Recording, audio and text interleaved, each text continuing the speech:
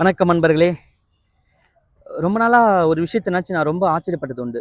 என்னென்னா, ஆன்லைனில், இன்ஸ்டாவில், யூடியூப்பில் ஒரு ப்ராடக்டை சேல்ஸ் பண்ணும்போது ஒரு ஸ்கேம் மாதிரி அது பண்ணுவாங்க.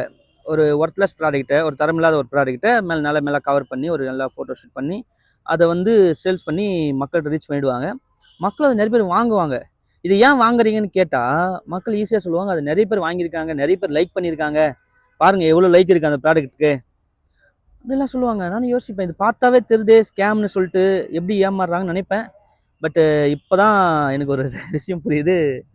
ஒரு இன்ஸ்டா இன்ஃப்ளூயர்ஸ், யூடியூபர் அவங்க நினச்சா அது எந்த ப்ராடக்டாக இருந்தாலும் ஈஸியாக விற்றுடலாம். எப்படி இருந்தாலும் அதை வந்து ஒரு கவர் பண்ணி ஒரு கவரப் பண்ணி ஒரு மேக்கப் பண்ணி விற்றுலான்னு இப்போ தான் புரிஞ்சுக்கிட்டேன். மக்களோட மனநிலையும் அப்படி இருக்குது, அது ஒன்றும் பண்ண முடியாது.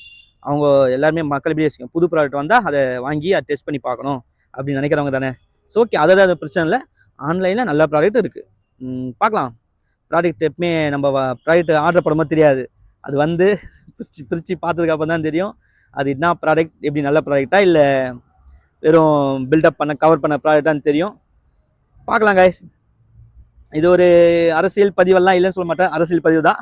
நீங்கள் புரிஞ்சிருப்பீங்கன்னு நினைக்கிறேன். Okay, thank you guys. Meet with next video. By.